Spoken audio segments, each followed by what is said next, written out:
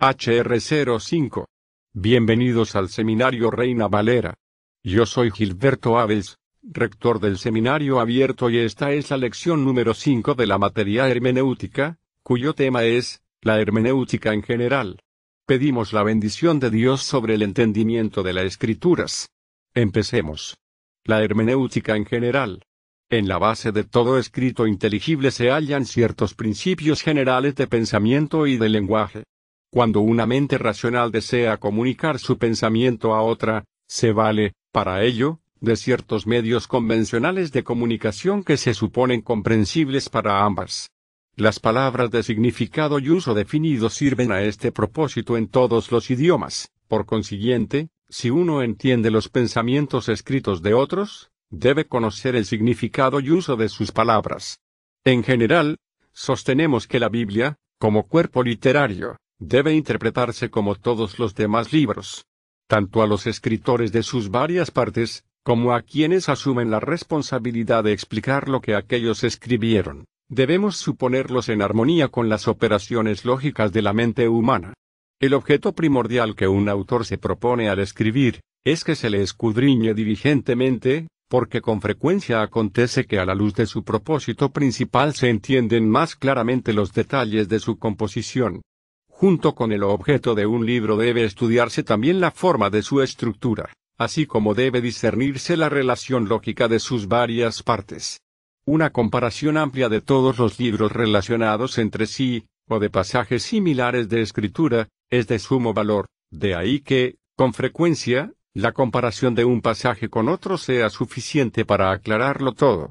Especialmente importante para el exegeta es el transportarse mentalmente a la época de un escritor antiguo, estudiar las circunstancias que le rodeaban al escribir y, entonces, mirar al mundo desde el punto de vista del escritor.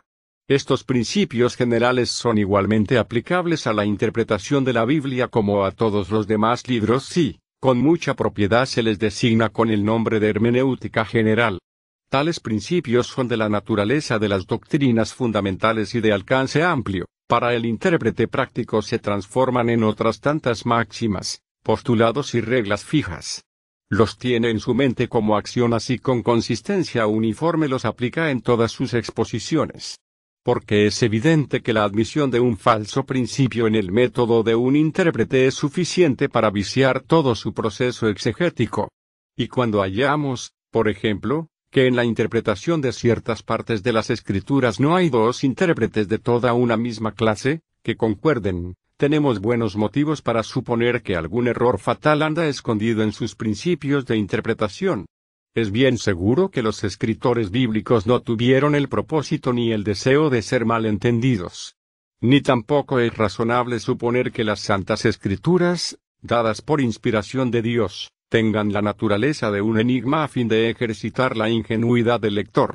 Por consiguiente, debe esperarse que los sanos principios de hermenéutica sirvan de elementos de seguridad y de satisfacción en el estudio de la palabra de Dios. Ya hemos definido el método histórico-gramático de interpretación, distinguiéndolo del alegórico, del místico, del naturalista y de otras que han prevalecido más o menos. El sentido histórico-gramático de un escritor es una interpretación de su lenguaje, tal como las leyes de la gramática y los hechos de la historia lo exigen. No se preparó un lenguaje nuevo para los autores de las Escrituras, ellos se conformaron al lenguaje corriente del país y de la época. De otra manera sus composiciones hubiesen sido ininteligibles. El revestimiento o arreglo de las ideas en las mentes de los escritores bíblicos se originó en el carácter de las épocas, el país, el lugar y la educación en que a cada uno tocó actuar. Por eso, a fin de determinar sus modismos peculiares de expresión, nos es necesario conocer aquellas instituciones e influencias por las cuales se formaron o fueron afectados. Es necesario que prestemos atención a las definiciones y construcciones que un autor da a sus propios términos y jamás pensar que intenta contradecirse o confundir a sus lectores. También debe estudiarse el texto, así como la conexión de ideas, a fin de entender el asunto general, el plan y el propósito del escritor. Pero muy especialmente es necesario determinar la correcta construcción gramatical de las frases. El sujeto, El predicado y las cláusulas subordinadas deben analizarse cuidadosamente y todo el documento, libro o epístola, tiene que ser considerado, en cuanto sea posible, desde el punto de vista histórico del autor. Un principio fundamental de la exposición histórica gramatical es que las palabras o sentencias no pueden tener más que un solo significado en una misma conexión. En el instante en que descuidamos este principio nos lanzamos a un torbellino de inseguridad y de conjeturas. Es asunto comúnmente aceptado por el sentido común que, a menos que uno se proponga producir enigmas, siempre hablará de tal manera que lo que dice resulte lo más claro que sea posible al que escucha o lee. Por ese motivo, aquel significado de una frase que más pronta y naturalmente se le ocurra al que lee o escucha, es, por regla general, el que debe recibirse como el verdadero significado, ese y ningún otro. Por ejemplo, tómese el relato de Daniel y sus 3 compañeros, tal como aparece en el primer capítulo del libro de Daniel. El niño más sencillo entiende fácilmente el significado. No puede caber duda alguna en cuanto al intento general de las palabras de ese capítulo y de que el escritor se propuso informar a sus lectores, de un modo particular, la manera como Dios honró a aquellos jóvenes a causa de su abstinencia y de su resolución de no contaminarse con las comidas y bebidas que el rey les había asignado. Lo mismo puede decirse de las vidas de los patriarcas, tales como aparecen en el libro del Génesis y, en realidad, de cualquiera de las narraciones históricas de la Biblia. Deben ser aceptadas como un registro de hechos, registro digno de confianza. Este principio es válido, con la misma fuerza, en las narraciones de acontecimientos milagrosos, porque los milagros de la Biblia se registran como hechos, acontecimientos reales, presenciados por pocos o muchos testigos, según los casos, y los escritores no sugieren ni la más remota indicación de que sus declaraciones contengan nada más que verdad sencilla y literal. Así, por ejemplo, en Josué 5, 13-6, 5, se nos dice que se apareció a Josué un hombre, con una espada en la mano, anunciándose como príncipe de los ejércitos de Jehová, versículo 14, y dando instrucciones para la captura de Jericó. Es posible que aquello pudiera ocurrir en un sueño. También pudo ser una visión sin estar dormido Josué. Pudo ser cualquiera de estas dos cosas, sin duda, pero semejante suposición no se halla en estricta armonía con los hechos, puesto que envolvería también la suposición de que Josué soñó que cayó sobre su rostro y que quitó los zapatos de sus pies, así como que miró y escuchó. Las revelaciones de Jehová suelen venir por medio de visiones y ensueños. Números 12, 6. Pero la interpretación más sencilla de este pasaje es que el ángel de Jehová apareció abiertamente a Josué y que las ocurrencias que se refieren fueron todos actos externos y reales, más bien que visiones o ensueños. El relato tan sencillo como triste de la ofrenda de la hija de Jefté, Jueces 11, 30-40, ha sido pervertido, haciendo decir al relato que Jefté consagró su hija a perpetua virginidad, interpretación surgida a priori de la suposición de que un juez de Israel tenía que saber que los sacrificios humanos eran abominables a Jehová. Pero nadie se atreve a poner en duda el hecho de que él hizo la promesa de ofrecer un holocausto, y es decir, quemar sobre el altar, a cualquiera que le saliere a recibir, en las puertas de su casa, al volver el, versículo 31. Apenas puede imaginarse que el guerrero estuviese pensando que una vaca, una oveja o una cabra le saldrían al encuentro al llegar a su casa. Menos aún hubiese pensado en un perro u otro animal inmundo. La espantosa solemnidad y tremenda fuerza de su voto aparecen, más bien, en el pensamiento de que no pensaba en ninguna ofrenda ordinaria sino en una víctima a tomarse de entre los habitantes de su casa.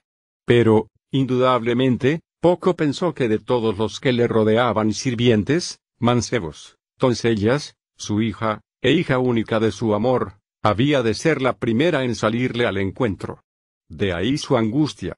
Pero la niña aceptó su posición con sublime heroísmo. Pidió 2 meses de vida en los cuales llorar su virginidad, única cosa que para ella parecía obscurecer el pensamiento de la muerte. Morir soltera o sin hijos era el aguijón de la muerte para toda mujer hebrea y especialmente para quien era una princesa en Israel. Quitad la amargura de ese pensamiento, y para la hija de Jefté era cosa sublime, envidiable el morir por Dios, su patria y su Señor. Los relatos de la resurrección de Jesús no admiten explicación racional fuera del simple sentido histórico-gramatical en que la Iglesia cristiana siempre los ha comprendido. La teoría naturalista y la mística, al aplicarse a este milagro de los milagros, se desmoronan por completo. Las discrepancias que se alegan entre los relatos de los diversos evangelistas, en vez de restar algo a la veracidad de sus relatos, al examinárseles mejor se convierten en evidencias confirmatorias de la exactitud y lo digno de crédito de sus declaraciones. Si los relatos del Nuevo Testamento merecen algún crédito, los siguientes hechos son evidentes. 1. Jesús predijo su propia muerte y resurrección, pero sus discípulos no le entendían claramente mientras les hablaba, de modo que no aceptaron por completo sus declaraciones al respecto. 2. Inmediatamente después de la crucifixión los discípulos estaban dominados por el abatimiento y el temor, pero después del tercer día todos pretendían haber visto al Señor y daban minuciosos detalles de varias de sus apariciones. 3. Afirman que le vieron ascender al cielo y poco después se les encuentra predicando a Jesús y la resurrección en las calles de Jerusalén, en toda la Palestina y otras regiones más allá. 4. Muchos años más tarde, Pablo declara estos hechos y afirma que, en cierta ocasión, Jesús apareció a más de 500 hermanos a la vez, la mayor parte de los cuales aún vivían cuando él escribió, 1 Corintios 15, 6. Al decir esto, afirmaba, también, que si Cristo no había resucitado de entre los muertos, entonces la predicación del Evangelio y la fe de la Iglesia no eran más que enseñanzas nulas, basadas sobre una enorme falsedad. De los hechos que acabamos de mencionar, surge la siguiente conclusión: tenemos que escoger entre aceptar las declaraciones de los evangelistas, en su significado claro y sencillo o, de otra manera, creer que ellos, a sabiendas, declararon una falsedad, concertándose para dar un testimonio que era esencialmente una mentira delante de Dios, y salieron por todo el mundo, predicándola, listos en todo momento para sufrir torturas y sacrificar la vida después de haber sacrificado todos sus demás goces, para sostener esa falsedad. Esta última alternativa exige a nuestra razón un esfuerzo demasiado grande para creer la verdad, tanto más cuanto que las narraciones de los evangelios, honradas e incomparables, nos dan una base histórica clara y adecuada del maravilloso origen y poder del cristianismo en el mundo. El sentido histórico gramatical se desarrolla, además, por el estudio, tanto del contexto como del objeto de la obra de un autor. La palabra contexto, en latín con significa junto y textus quiere decir tejido, denota algo que está tejido junto y, cuando se la aplica a un documento escrito, se entiende por ella la conexión de pensamiento que se supone debe existir en cada uno de los pasajes o períodos que, sumados, forman el conjunto del documento. A esto algunos dan el nombre de conexión. El contexto inmediato es el que inmediatamente precede o sigue a una palabra o sentencia dadas. Contexto remoto es aquel cuya conexión no es tan cercana y puede arrancar todo un párrafo o sección. Por otra parte, el objeto es el fin o propósito que el autor tiene en vista. Se supone que todo autor al escribir tiene en vista un objeto.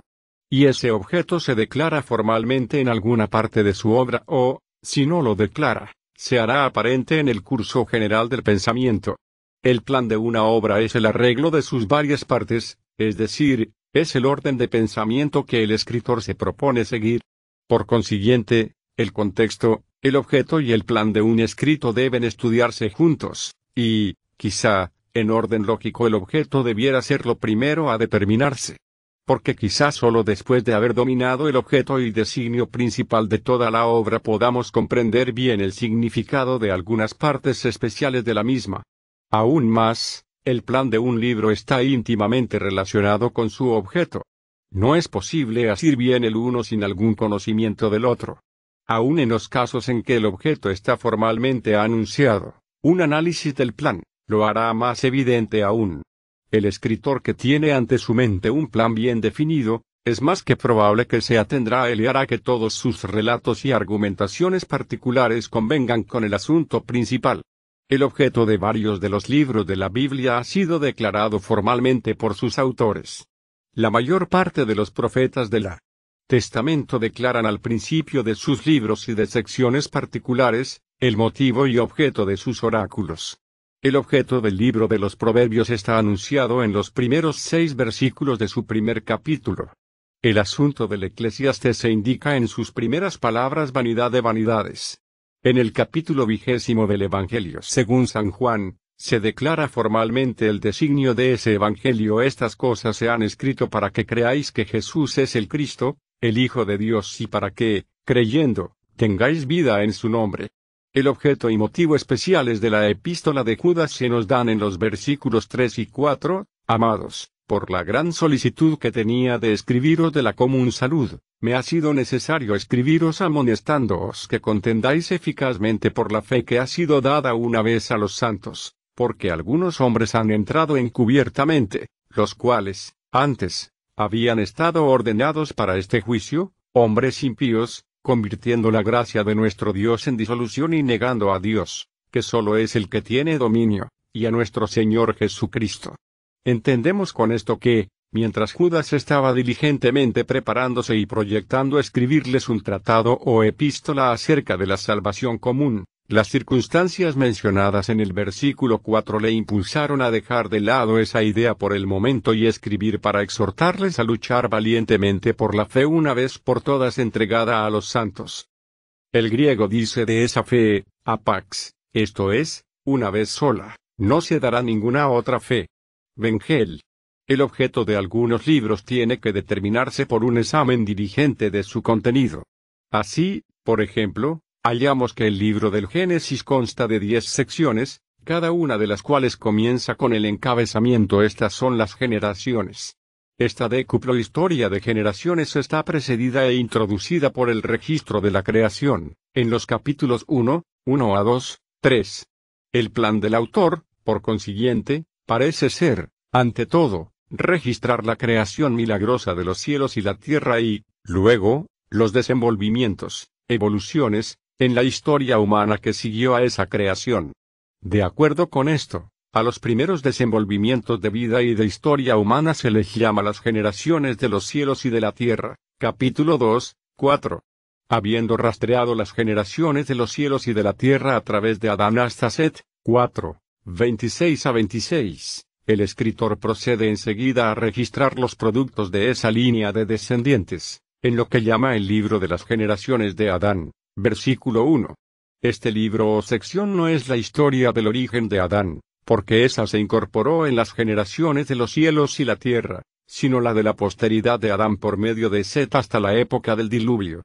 Luego siguen las generaciones de Noé, 6, 9, luego las de los hijos de Sem, Ham y Jafet, 10, 1, luego las de Sem por medio de Arfaxad hasta Terá, 11, 10 a 26, y después, en orden regular, las generaciones de Terá, 11, 27, bajo la cual se coloca toda la historia de Abraham, Ismael, 25, 12, Isaac, 25, 19, Esaú, 36, 1, y Jacob, 37, 2. De aquí que el gran objeto de ese libro fuese, evidentemente, el de registrar los comienzos y primeros desarrollos de la vida humana y de su historia.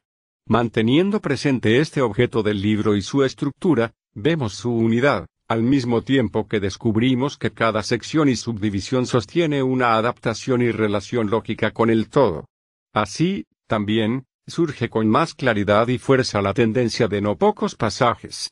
Un rápido examen del libro del Éxodo nos demuestra que su gran objeto es el de recordar la historia del éxodo de Egipto y la legislación del monte Sinaí, y que con toda facilidad se divide en dos partes: 1, capítulos 1 a 18, 2, 19 a 40, las que corresponden a estos dos grandes acontecimientos.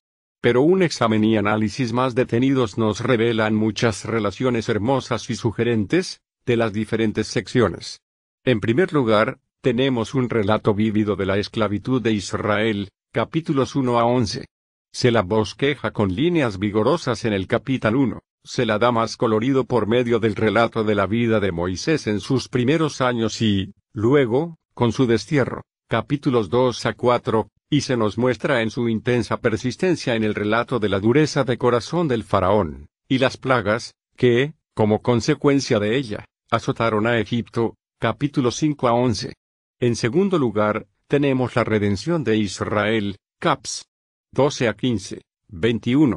Esta está, primeramente, simbolizada por la Pascua, capítulos 12 y 13 a 16, realizada, luego, en las maravillas y triunfos de la marcha saliendo de Egipto y en el pasaje del Mar Rojo, 13, 17 a 14, 31, y celebrada en el cántico triunfal de Moisés, 15, 1 a 21.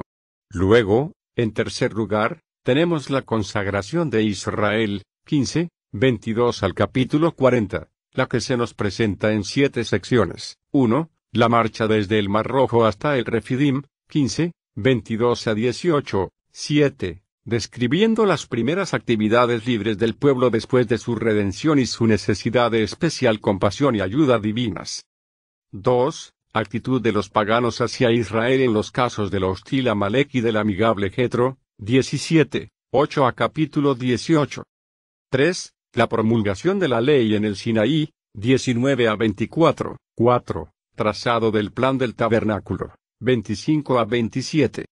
5. El sacerdocio aarónico y la ordenación de varios servicios sagrados, 28 a 31.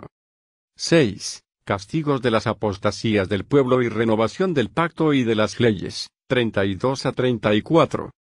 7. Construcción del tabernáculo, erigido y llenado de la gloria de Jehová, 35 a 40. Estas diversas secciones del Éxodo no se hallan designadas por encabezamientos especiales como los del Génesis, pero las distingue fácilmente como tantas otras porciones subsidiarias del conjunto, al cual cada una contribuye su parte y en la luz del cual se ve que cada una tiene especial significado. Muchos se han propuesto poner en orden el curso de pensamiento de la epístola a los romanos. Para los que han estudiado cuidadosamente esta epístola, no cabe duda de que, después de su salutación introductoria y palabras personales, el apóstol anuncia su gran tema en el verso 16 de su primer capítulo. Este es, el Evangelio considerado como poder de Dios para salvación, a todo aquel que cree, al judío primeramente pero también al griego.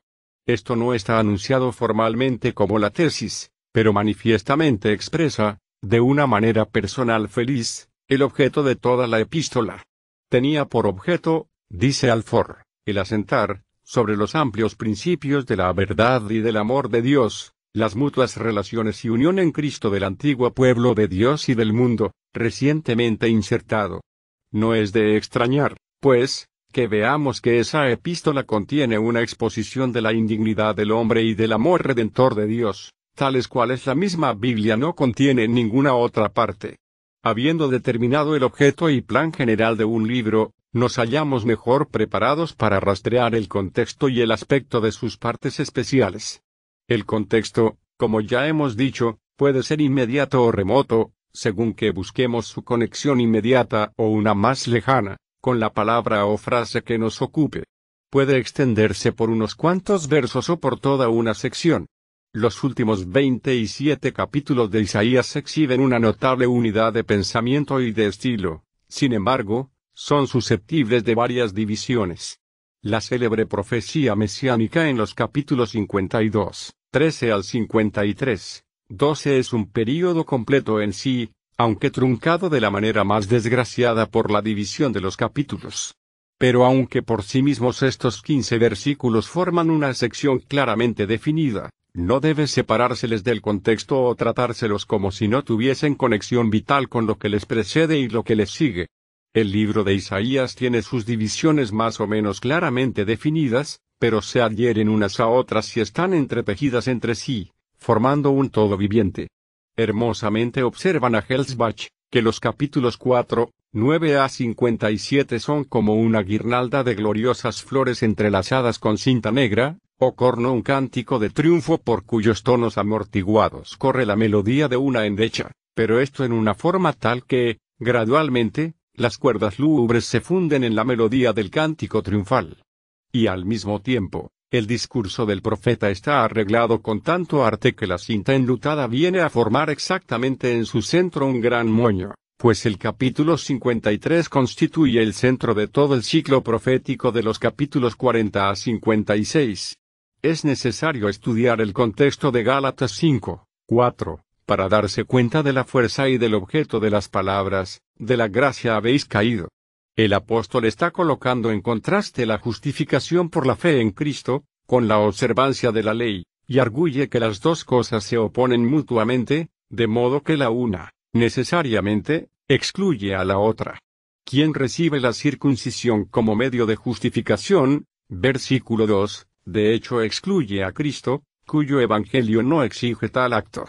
Quien busque justificarse por medio de una ley de obras, se obliga a sí mismo a la observancia de toda la ley, versículo 3, no solamente a circuncidarse sino a obedecer todas las minucias de la ley. Luego con notable énfasis, añade, vacíos sois de Cristo los que por la ley os justificáis, pretendéis justificaros, de la gracia caísteis. Os separáis a vosotros mismos del sistema de la gracia, descharitos. La palabra gracia, aquí, no debe entendérsela como una bendita adquisición de experiencia personal sino como el sistema de salvación del Evangelio. De este sistema apostata quien busca justificarse por medio de la ley.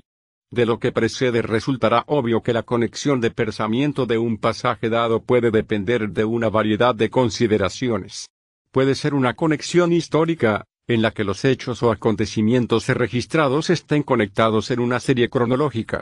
Puede ser histórico-dogmática, en la que un discurso doctrinal esté relacionado con algún hecho o circunstancia históricos.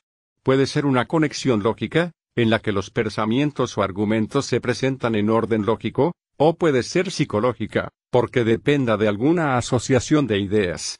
Esto último a veces ocasiona una ruptura repentina de una línea de pensamiento y puede servir para explicar algunos de los pasajes en forma de paréntesis y los casos de anacoluton, falta de continuidad, tan frecuentes en los escritos de San Pablo. Nunca insistiremos demasiado acerca de la importancia de estudiar cuidadosamente el contexto, el objeto y el plan.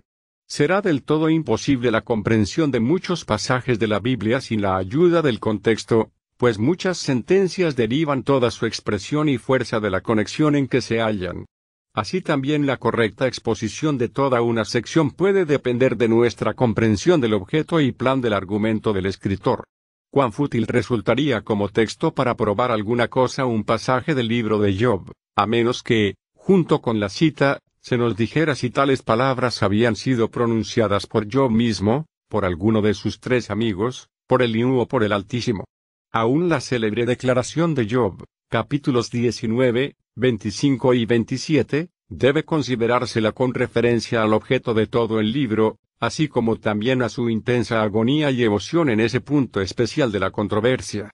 Algunos maestros religiosos gustan de emplear textos bíblicos como epígrafes sin preocuparse de su verdadera conexión. Así acontece que con demasiada frecuencia adaptan los textos impartiéndoles un sentido ficticio enteramente extraño a su verdadero objeto y significado. Lo que con tal proceder parece ganarse no admite comparación con las pérdidas y peligros inherentes a esa práctica.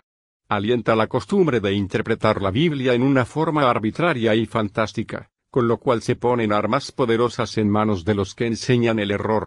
No puede alegarse ninguna necesidad en defensa de tal práctica. Las sencillas palabras de la Biblia, interpretadas legítimamente, según su propio contexto y objeto, contienen tal plenitud y comprensión de significado que son suficientes para las necesidades de los hombres en toda circunstancia.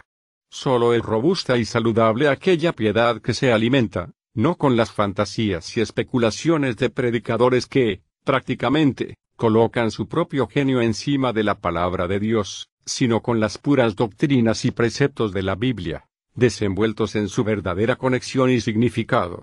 Hay porciones de la Biblia para la exposición de las cuales no debemos buscar ayuda en el contexto o en el objeto.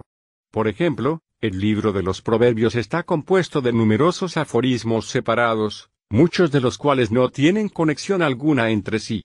Varias partes del libro de Eclesiastés consisten en proverbios, soliloquios y exhortaciones que no parecen tener relación vital entre sí. También los evangelios contienen algunos pasajes imposibles de explicar como teniendo conexión con lo que les precede o les sigue.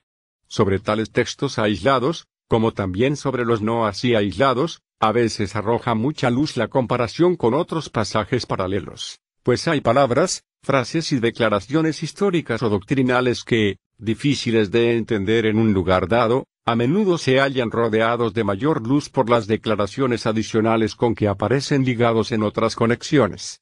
Sin el auxilio de pasajes paralelos, algunas palabras y declaraciones de las Escrituras apenas serían inteligibles.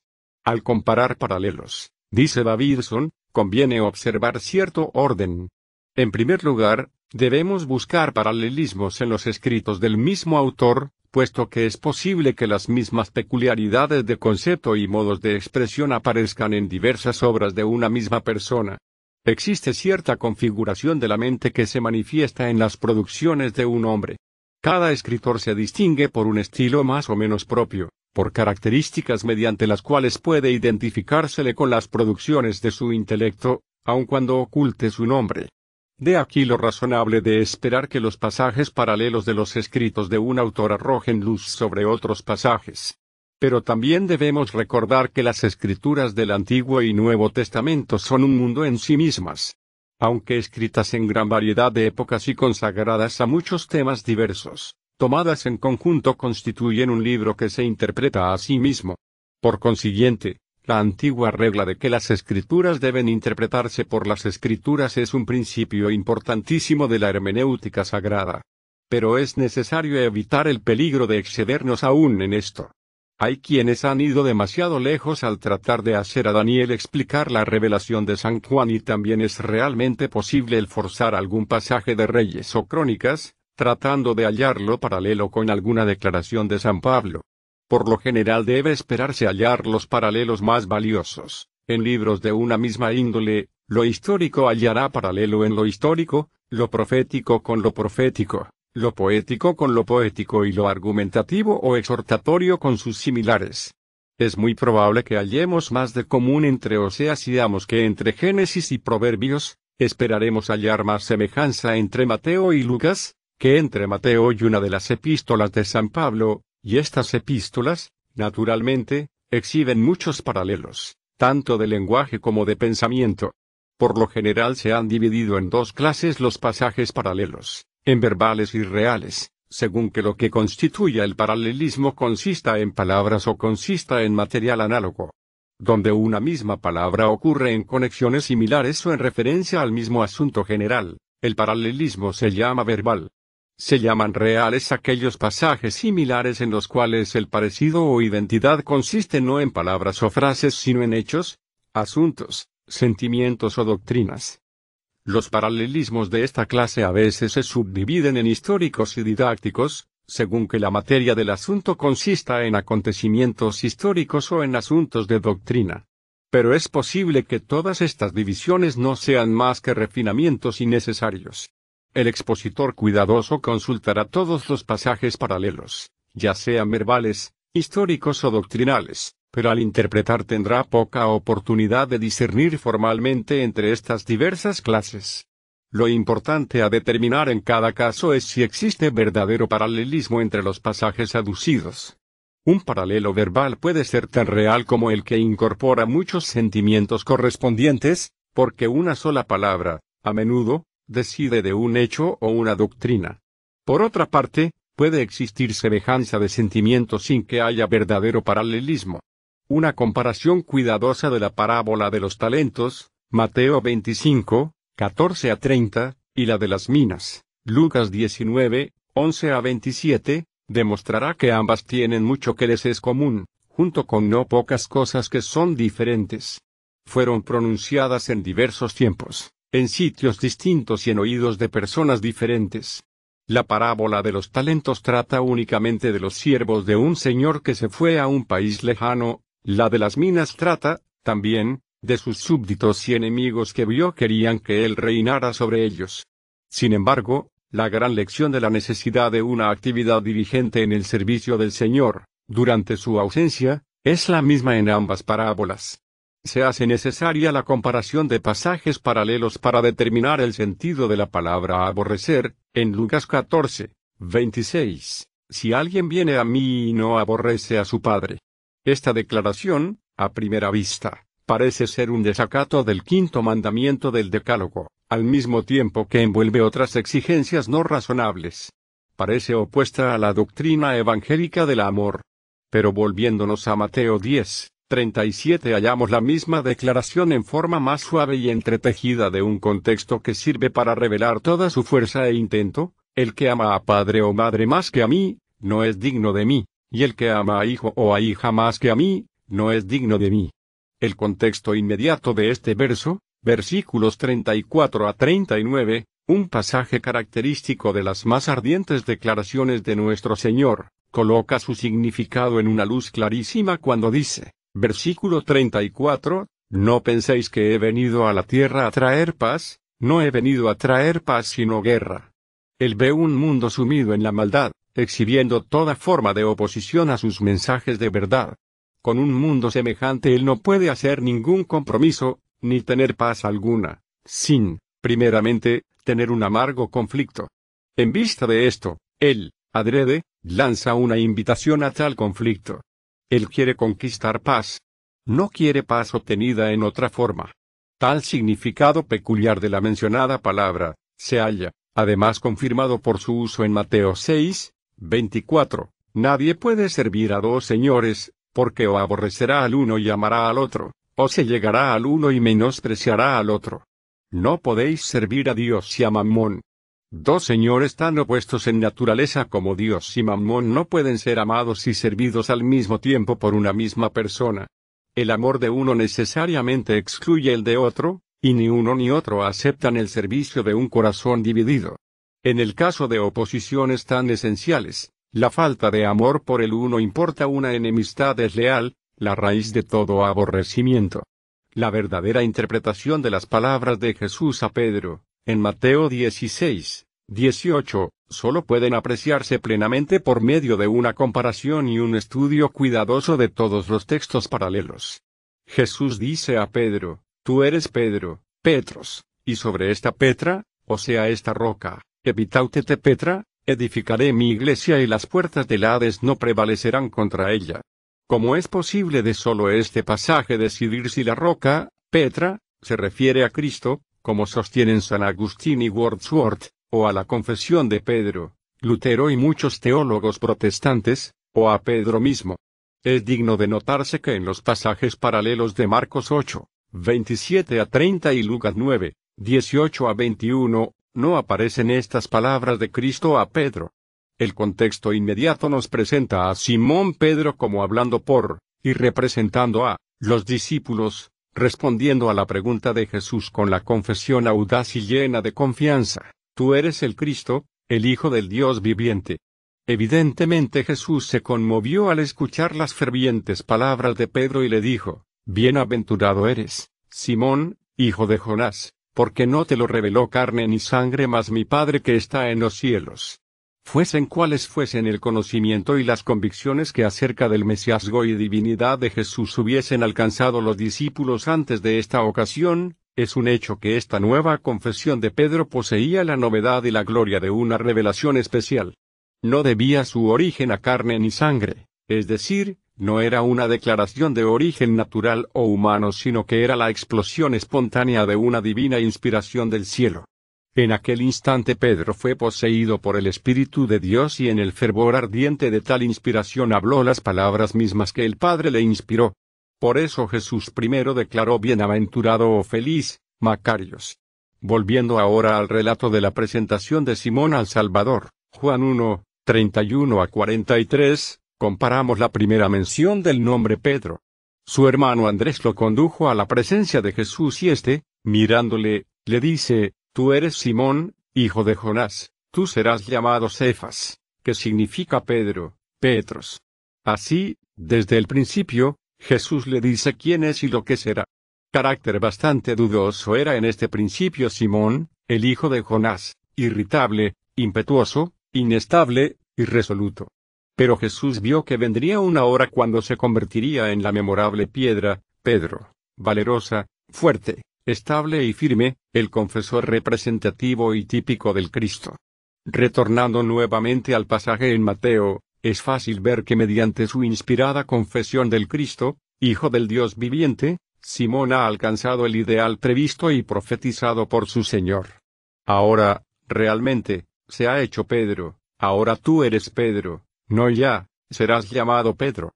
Por consiguiente, no podemos desechar la convicción de que el manifiesto juego sobre las palabras Petros y Petra, en Mateo 16-18, tiene una significación intencional e importante y también una alusión a la primera aplicación del nombre a Simón, Juan 1:43, como si el Señor hubiese dicho, acuérdate, Simón, del nombre significativo que te di la primera vez que nos vimos.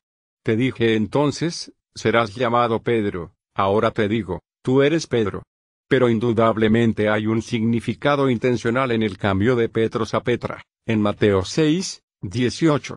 Es sumamente probable que hubo un cambio correspondiente en las palabras arameas usadas por el Señor en esta ocasión.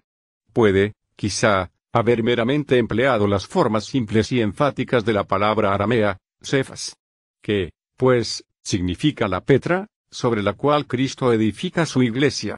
Al contestar esta pregunta inquirimos lo que otros pasajes dicen acerca de la edificación de la iglesia, y en Efesios 2:20-22, hallamos escrito que los cristianos constituyen la familia, domésticos, de la fe, edificados sobre el fundamento de los apóstoles y profetas, siendo la principal piedra del ángulo Jesucristo mismo, en el cual compaginado todo el edificio va creciendo para ser un templo santo al Señor, en el cual vosotros también sois juntamente edificados, para morada de Dios en espíritu. Habiendo hecho la transición natural y fácil de la figura de una familia o hogar a la estructura dentro de la cual mora la familia o existe el hogar, el apóstol habla de esto último como edificado sobre el fundamento de los apóstoles y profetas. Los profetas de que se habla aquí indudablemente son los del Nuevo Testamento, a que se hace referencia en los capítulos 3, 5 y 4, 11.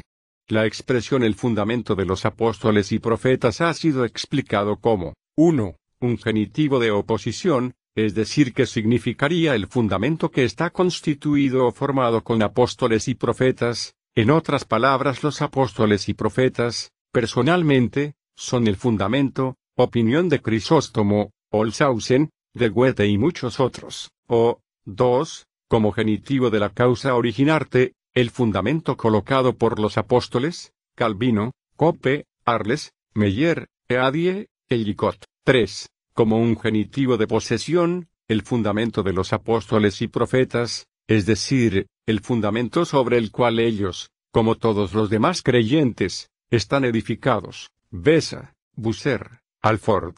Creemos que en la amplitud y plenitud del concepto del apóstol hay lugar para todos estos pensamientos, y una comparación más amplia de la Biblia corrobora esta opinión. En Gálatas 2:9 se habla de Cefas, Santiago y Juan, como columnas, estulo y pilares fundamentales o columnatas de la iglesia. En la visión apocalíptica de la Nueva Jerusalén, que es la esposa, mujer del Cordero, 1 Reyes 21:9, se dice que el muro de la ciudad tiene 12 fundamentos y, sobre ellos, 12 nombres de los 12 apóstoles del Cordero, Apocalipsis 21:14. Es evidente que en este pasaje se concibe a los apóstoles como piedras fundamentales, formando la subestructura de la iglesia, y con este concepto el fundamento de los apóstoles y profetas, Efesios 2:20, puede tomarse como genitivo de oposición. Pero en 1 Corintios 3:10, el apóstol habla de sí mismo como sabio arquitecto que coloca un fundamento, de Melioneca, un fundamento coloqué. Inmediatamente después, verso 11, dice, nadie puede poner otro fundamento que el que está puesto, el cual es Jesucristo. Este fundamento fue el que Pablo mismo colocó cuando fundó la iglesia de Corinto e hizo conocer allí al Señor Jesucristo. Una vez puesto este fundamento nadie podía poner otro, aunque sí podría edificar encima. El mismo Pablo no podría haber puesto otro, si alguien, antes que él se hubiese adelantado a colocar este fundamento en Corinto, comparar Romanos 15:20. ¿De qué manera colocó este fundamento? Nos lo dice en el capítulo 2, 15, especialmente cuando dice, versículo 2, no me propuse saber algo entre vosotros sino a Jesucristo y a este crucificado. En este sentido, pues, Efesios 2, 20 puede tomarse como genitivo de la causa originarte, el fundamento que los apóstoles colocaron.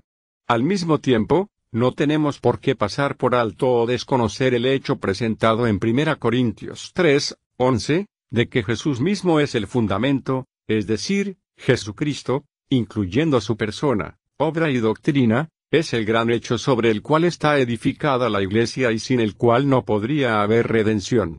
Por consiguiente, la Iglesia misma, según 1 Timoteo 3, 15 es la columna y apoyo, edraioma, de la verdad. En vista de todo esto, sostenemos que la expresión fundamento de los apóstoles y profetas, Efesios 2, 20, tiene una plenitud de significado que puede incluir todos estos pensamientos. Los apóstoles fueron ellos mismos incorporados en este fundamento y constituidos en columnas o piedras fundamentales, también ellos fueron instrumentos en la colocación de este fundamento y el edificar sobre él, y habiéndolo colocado en Cristo, y obrando únicamente por medio de Cristo sin quien nada podrían hacer, Jesucristo mismo, según ellos lo predicaban, era considerado también como la base sustentadora y el fundamento de todo 1 Corintios 3, 11. Aquí debiera también compararse otra parte de la Escritura, a saber, 1 Pedro 2, 4 y 5, porque proviene de la persona a quien se dirigieron las palabras de Mateo 16, 18, palabras que parecen haber constituido para él un pensamiento que se grabó en su alma como un recuerdo precioso. Al cual, es decir, al precioso Señor, recién mencionado, allegándoos, piedra viva, reprobada, cierto, de los hombres, empero escogida de Dios, preciosa, vosotros también, como piedras vivas, sed edificados una casa espiritual. Aquí se presenta al Señor mismo como la piedra fundamental escogida y preciosa, comparar versículo 6, y, al mismo tiempo, se representa a los creyentes como piedras vivas, formando parte del mismo templo espiritual. Volviendo al texto en Mateo 16, 18, que Scha considera como una de las declaraciones más profundas y de mayores alcances proféticos de nuestro Salvador, pero, al mismo tiempo uno de sus dichos más controvertidos, la precitada comparación de pasajes que alguna relación mantienen entre sí nos suministra los medios de penetrar en su verdadera intención y significado. Lleno de divina inspiración, Pedro confesó a su Señor para gloria de Dios Padre, comparar 1 Juan 4, 15 y Romanos 10, 9, y en esa bendita capacidad y confesión se hizo el confesor cristiano, representativo o ideal. En vista de esto, el Señor le dice, ahora tú eres Pedro, te has transformado en una piedra viva, típica y representativa de la multitud de piedras vivas sobre las cuales edificaré mi iglesia. El cambio del masculino Petros al femenino Petra indica de una manera perfectamente adecuada que no tanto sobre Pedro, el hombre, el individuo simple y aislado, como sobre Pedro considerado como el confesor, tipo y representante de todos los demás confesores cristianos, que han de ser juntamente edificados para morada de Dios en espíritu. Efesios 2, 22. En la luz de todos estos pasajes se verá lo impropio e inaplicable de la interpretación protestante que más ha prevalecido, o sea la que la Petra o roca es la confesión de Pedro. Dice Nast, todo edificio debe tener piedras fundamentales. ¿Cuál es, de parte del hombre, el fundamento de la iglesia cristiana? No es, lo que Pedro exhibió, una fe obrada por el Espíritu Santo y una confesión con los labios, de que Jesús es el Cristo, el Hijo de Dios viviente. Pero creer con el corazón y confesar con los labios, es un asunto personal, no puede separarse de la personalidad viviente que cree y confiesa. La Iglesia está constituida por seres vivientes y su fundamento no puede ser una mera verdad o doctrina abstracta, un algo aparte de la personalidad viviente en la que está incorporada. Esto está de acuerdo con todo el lenguaje del Nuevo Testamento, en el cual no a las doctrinas ni a las confesiones, sino a los hombres, se llama, invariablemente, columnas o fundamentos del edificio espiritual. A la interpretación romanista que explica estas palabras como invistiendo a Pedro y sus sucesores con una permanente primacía en Roma, Schaff opone las siguientes objeciones insuperables. 1. Esa interpretación borra la distinción entre Petros y Petra. 2. Es inconsistente con la figura arquitectónica. El fundamento de un edificio es uno y permanente y no constantemente renovado y cambiado. 3. Confunde la prioridad del tiempo con la superioridad permanente de rango. 4. Confunde el apostolado, el que, hablando estrictamente, no es transferible sino limitado a los discípulos originales, personales, de Cristo y órganos inspirados por el Espíritu Santo, con el episcopado postapostólico. 5. Envuelve una injusticia hacia los demás apóstoles, a quienes, como cuerpo, se llama explícitamente el fundamento o piedras fundamentales de la Iglesia. 6. Contradice todo el espíritu de las epístolas de Pedro, espíritu enteramente antijerárquico, contrario a toda superioridad sobre sus copresbíteros. 7. Finalmente, descansa sobre suposiciones infundadas que no pueden demostrarse ni exegética ni históricamente, a saber, la cualidad de transferible de la primacía de Pedro y su real transferencia al obispo no al de Jerusalén o al de Antioquia, donde consta que Pedro estuvo, sino, exclusivamente, al de Roma. Gracias por estar con nosotros en el estudio de cómo interpretar correctamente la Biblia. Favor de informar a otros de los estudios ofrecidos por el Seminario Abierto. El privilegio es nuestro contribuir a su preparación espiritual. El estudio es gratis, pero sus ofrendas hacen posible este ministerio.